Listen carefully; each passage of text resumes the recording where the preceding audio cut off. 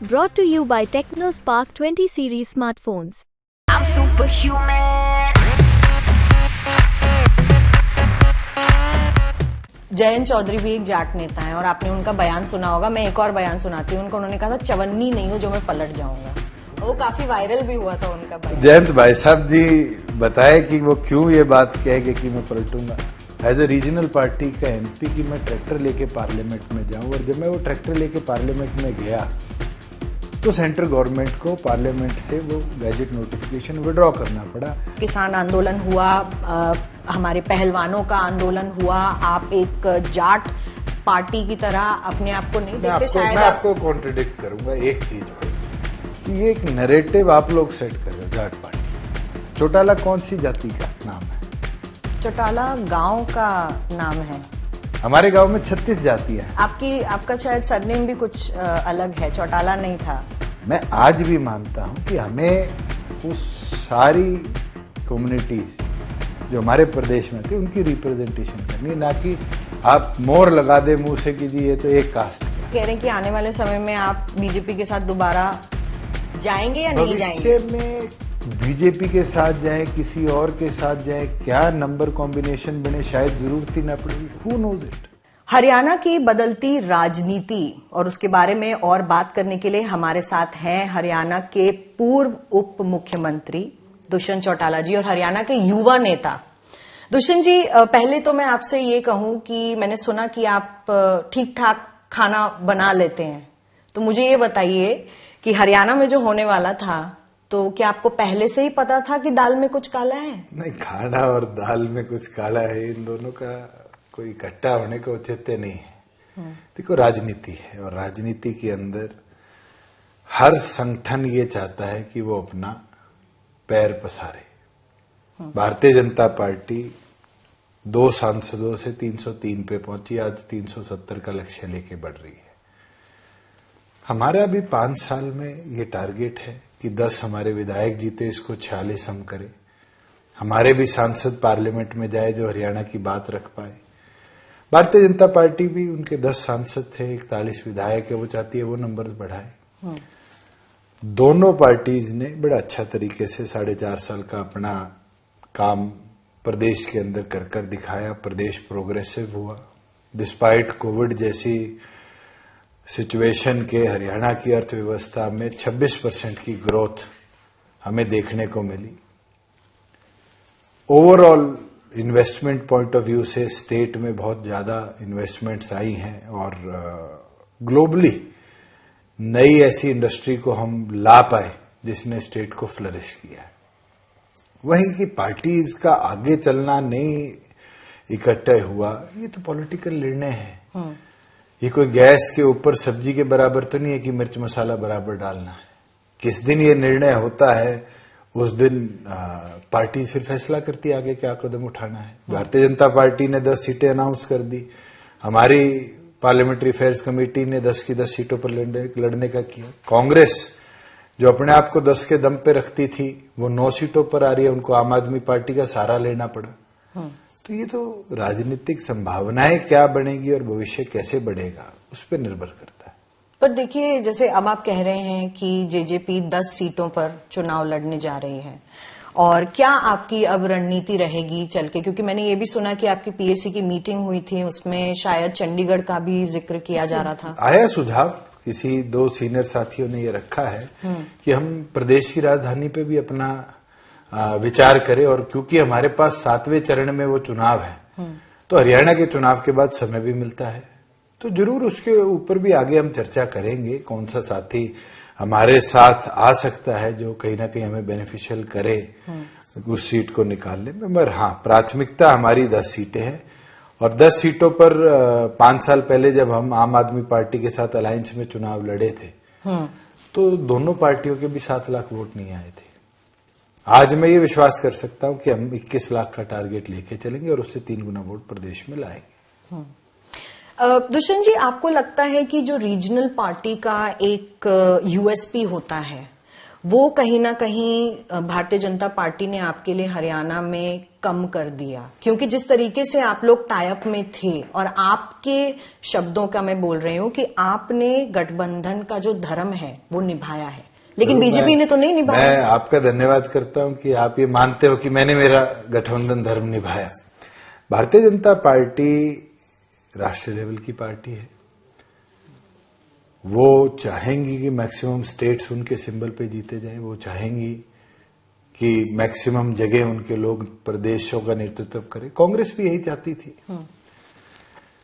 मगर चौधरी देवीलाल जी हमेशा एक चीज कहा करते थे कि रीजनल पार्टीज और ओरिजिनल पार्टीज, और वो इसलिए कहा करते थे कि एक रीजन की समस्या को, एक रीजन की आवाज को पार्लियामेंट में जगह मिले, वो बड़ा महत्वपूर्ण है।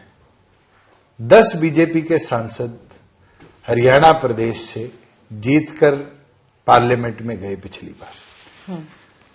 मैं आपको एक का भी उदाहरण नहीं बता सकता कि उसने एक्स्ट्रा ऑर्डिनरी ये लड़ाई प्रदेश के लिए या किसी इश्यू के लिए लड़ी। They were all dummy candidates, they were all people who were just sitting and enjoying the post of member of parliament. उनका योगदान लेजिस्लेटिव वर्क में कितना रहा है ये तो पार्लियामेंट्री प्रोसीडिंग बता सकती है। मगर क्या छोटे मार्जिनल रीजनल इश्यूज को वो उस बड़ी पार्टी की छत्र छाया में आवाज दे पाए? मुझे वो दौर भी याद है, मैं लोकदल से सांसद था, आईएनएलडी से, और उस समय ट्रैक्टर को मिनिस्ट्री ऑफ रोड ट्रांसपोर्ट ने एक कमर्शियल व्हीकल डिक्लेयर कर दिया था। मुझे वो अवसर मिला एज ए रीजनल पार्टी का एमपी कि मैं ट्रैक्टर लेके पार्लियामेंट में जाऊं, और जब मैं वो ट्रैक्टर लेके पार्लियामेंट में गया तो सेंट्रल गवर्नमेंट को पार्लियामेंट से वो गैजेट नोटिफिकेशन विड्रॉ करना पड़ा और उसको नॉन अपने एग्रीकल्चर व्हीकल डिक्लेयर कर कहीं ना कहीं वो कमर्शियल कैटेगरी से हम बाहर करवा पाए। बीजेपी के 10 एमपी थे, किसान आंदोलन के एक इशू पे कोई बोला हो सर, बट उस इशू पे तो आप भी नहीं बोल पाए। हमारे स्टेट सब्जेक्ट था ही नहीं सर। हरियाणा अगर हमारे सांसद वहां होते और ना बोलते ये इशू था, पर भारतीय जनता पार्टी के सांसद थे, वहां ये एक्ट बने। स्टेट्स में एक्ट्स नहीं बने।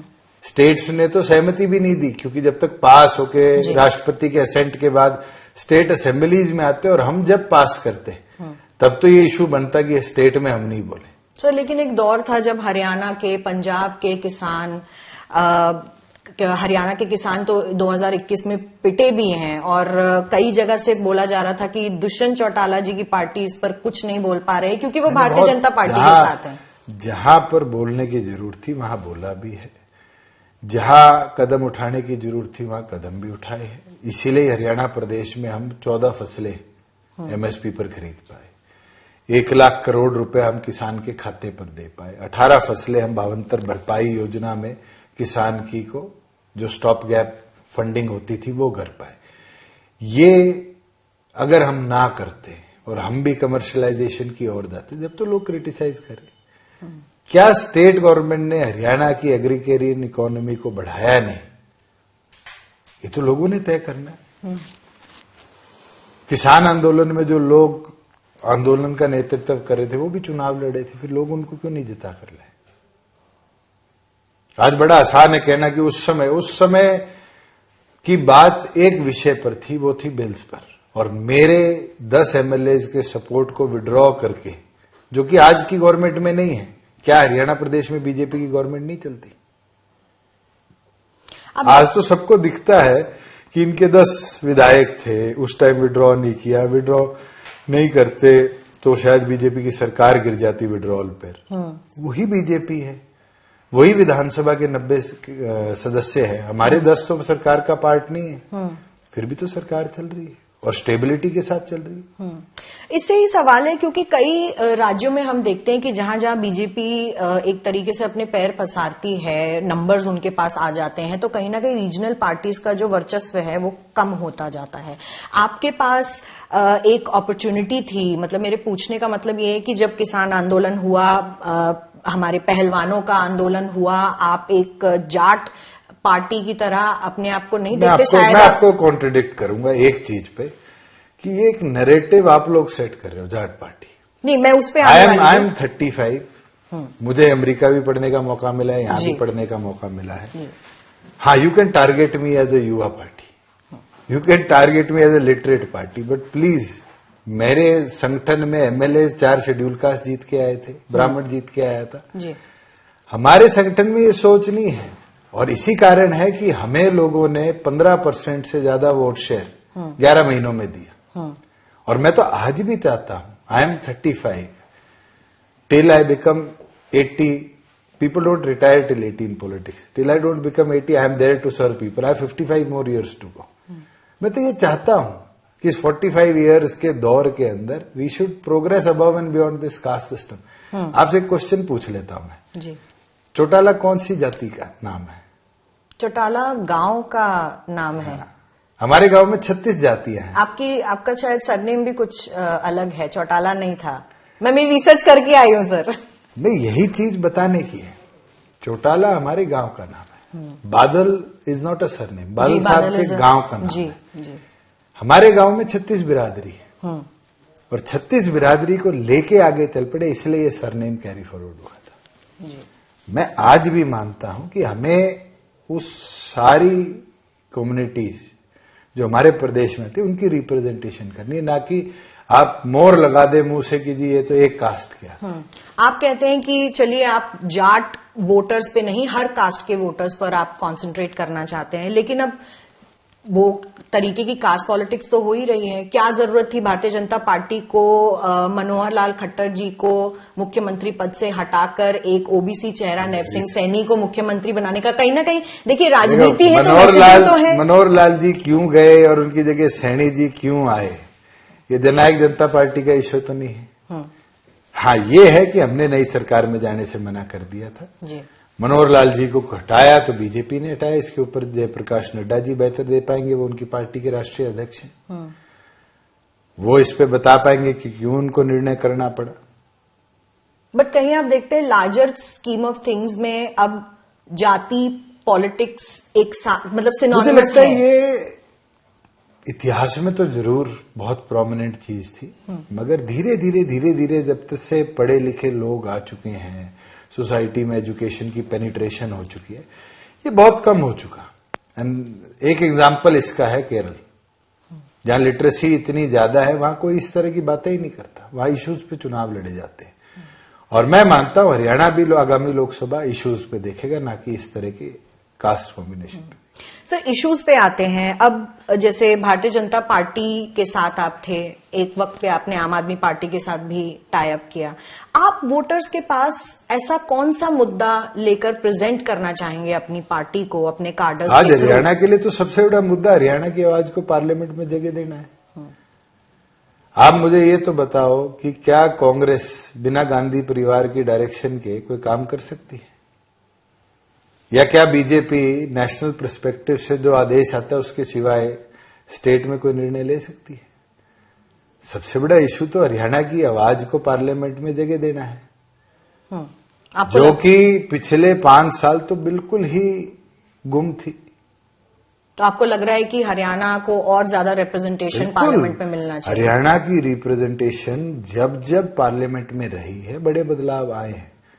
चौधरी देवीलाल जी इस देश के उप प्रधानमंत्री बने, किसान का कर्जा माफ हुआ देश के। वो क्यों था? क्योंकि किसान को हरियाणा के इश्यूज को जगह देने के लिए, बोलने के लिए, वहां उनकी रिप्रेजेंटेशन करने के लिए कोई व्यक्ति था। आज तो ये हालत होगी, सांसद चुन के चले जाते हैं, तनख्वाह ले आते हैं। पार्लियामेंट के अंदर कितने इश्यूज उठाए ये तो पार्लियामेंट्री रिकॉर्ड बताता है।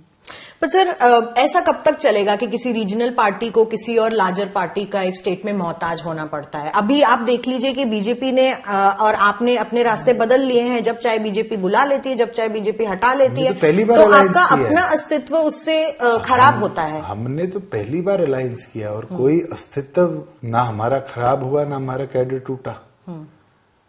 भारतीय जनता पार्टी एक माइनर पार्टनर के तौर पे चौधरी देवीलाल जी के साथ रही, फिर चौटाला साहब मुख्यमंत्री थे, आईएनएलडी के साथ रही। आज उनके सीट शेयरिंग में नंबर ज्यादा थे, वो हमारे साथ मेजर पार्टनर रही। क्या पता हम आगे 46 का आंकड़ा ले ले और हमें जरूरत ही ना पड़े। तो आप ये भविष्य में किसको क्या पता है? ये तो मेहनत पे है, कैडर मेहनत करेगा, नंबर्स आएंगे तो भविष्य तय करेगा। तो आप ये कह रहे हैं कि आने वाले समय में आप बीजेपी के साथ दोबारा जाएंगे या नहीं जाएंगे? भविष्य में बीजेपी के साथ जाए, किसी और के साथ जाए, क्या नंबर कॉम्बिनेशन बने, शायद जरूरत ही ना पड़े, हु नोज इट। ये तो इलेक्ट्रॉल पे है कि इलेक्ट्रॉल हमें 46+ दे दे, हमें सिंपल मेजोरिटी दे दे, हमें किसी और की देखने की जरूरत ही नहीं। बट जैसे एक क्योंकि जयंत चौधरी भी एक जाट नेता है और आपने उनका बयान सुना होगा, मैं एक और बयान सुनाती हूँ उनका। उन्होंने कहा था चवन्नी नहीं हूं जो मैं पलट जाऊंगा, वो काफी वायरल भी हुआ था उनका बयान। जयंत भाई साहब जी बताए कि वो क्यों ये बात कह गए कि मैं पलटूंगा और क्यों उनको ये निर्णय लेना पड़ा, मैं तो खुद हैरान हूं। साथ में उन्होंने ये भी कहा कि पॉसिबल ही नहीं है किसी भी गवर्नमेंट के लिए इस तरीके से एमएसपी की गारंटी देना। पॉसिबिलिटी, अगर वो उनने संविधान देश का पढ़ा है तो सब चीज पॉसिबल है। Agriculture comes into 2 parts. एक आता है कि एग्रीकल्चर एज ए कॉमोडिटी, और कॉमोडिटी तय करती है स्टेट, और दूसरा आता है प्राइसिंग ऑफ एग्रीकल्चर, जिसको हम एमएसपी कहते हैं। वो कॉन्करेंट लिस्ट में है, वो यूनियन गवर्नमेंट की एक एजेंसी है, वो तय करती है और स्टेट्स उसको इम्प्लीमेंट करती है अपॉन डिमांड। तो तय करना और ये कहना कि कोई गवर्नमेंट नहीं कर सकती, ये मुझे लगता है कि उनको फिर थोड़ा सा ज्यादा संविधान के अंदर अपना इन्वॉल्वमेंट रखनी चाहिए। तो मैं देख रही हूँ शायद एमएसपी का मुद्दा भरपूर जोर से इस बार चुनाव में आप रेज हमने करेंगे। 14 फसलें दी हैं और हम तो 2 या 3 फसलें पाइपलाइन में रख के बैठे थे कि वी विल प्रमोट, जो दूसरे प्रदेशों से यहाँ आके फार्मर एग्रीकल्चर में लेके। हरियाणा एक एग्रीकल्चर इफेक्टिव स्टेट है। हमने मिल्क में भी, व्हाइट रेवोल्यूशन में भी बहुत अच्छा काम किया है, ग्रीन रेवोल्यूशन में भी किया है, और आज के दिन लैंडलॉक स्टेट होने के बावजूद भी हम ब्लू रेवोल्यूशन में बहुत अच्छा काम कर रहे हैं। फिशरीज में हरियाणा ने बड़े अच्छे तरीके से काम कर और एक्सपोर्ट को बढ़ाया है। तो एग्रीकल्चर पॉइंट ऑफ व्यू से एक एग्रीकेरियन इकोनॉमी है, बट भविष्य में ये मानता हूं कि जिस तरह ITES आई है, सर्विस इंडस्ट्री आई है, हरियाणा के पास बहुत स्कोप है कि हम उन फील्ड्स के अंदर भी एग्रीकल्चर से ज्यादा प्रदेश को आगे ले जाए।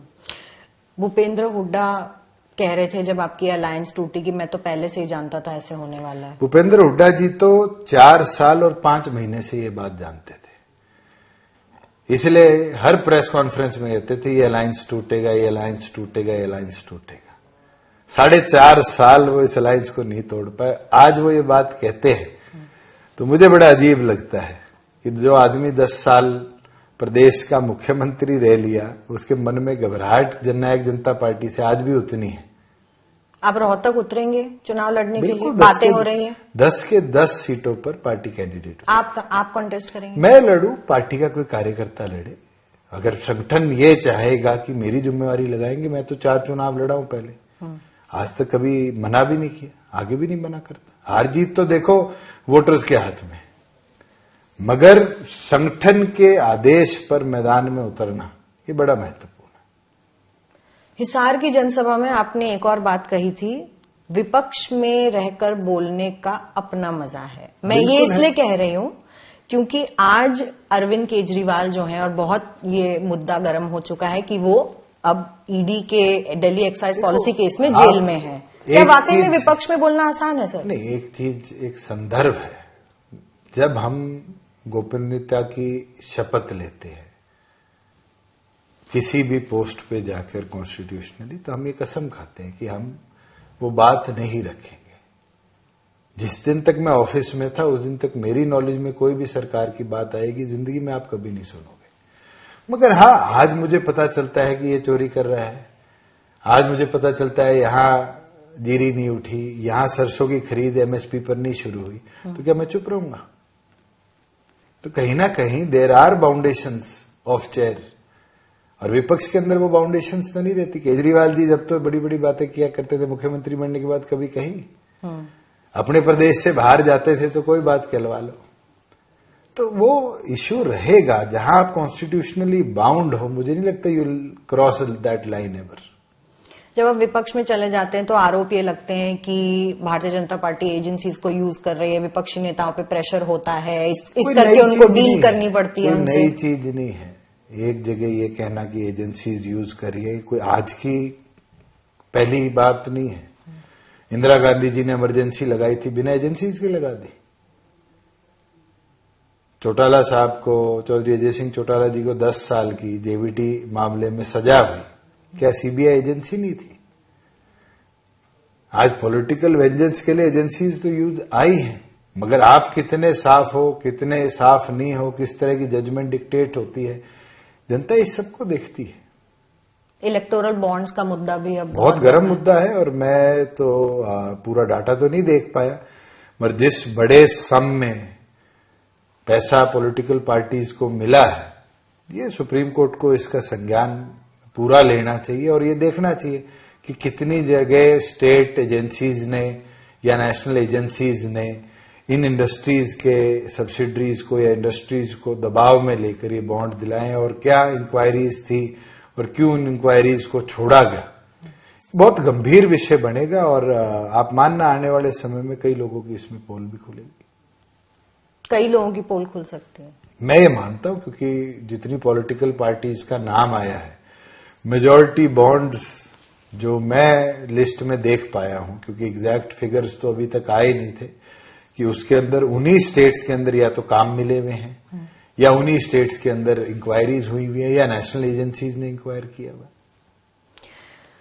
अब आप राजनीतिक रण में उतर ही रहे हैं, आपने कह दिया 10 कैंडिडेट्स आप अपनी तरफ से फील्ड करेंगे। आने वाले जो हरियाणा के भी चुनाव हैं, उसमें भी क्या आप उसी रिगर से आगे बढ़ेंगे? क्योंकि सवाल वही है कि क्या आप दोबारा बीजेपी के साथ जाएंगे या नहीं आपके जाएंगे? सवाल का दोबारा जवाब दे देता हूं, भविष्य में हम किसके साथ जाएंगे कोई नहीं तय कर सकता, तो और हम तो मेहनत करेंगे कि हमें किसी के साथ जाना ना पड़े। तो दरवाजा खुला है, लेकिन किसी के साथ भी हो सकता है। Politics has no permanent friends और नो एनिमीज। क्या आप कल कांग्रेस के साथ टाइप करेंगे? मुझे नहीं लगता, नहीं करेंगे। मगर क्या पता कोई एक चौथी पार्टी 2 एमएलए ले आए और हमें 46 में 2 की जरूरत पड़े, तो क्या उसके साथ टाइप नहीं करेंगे?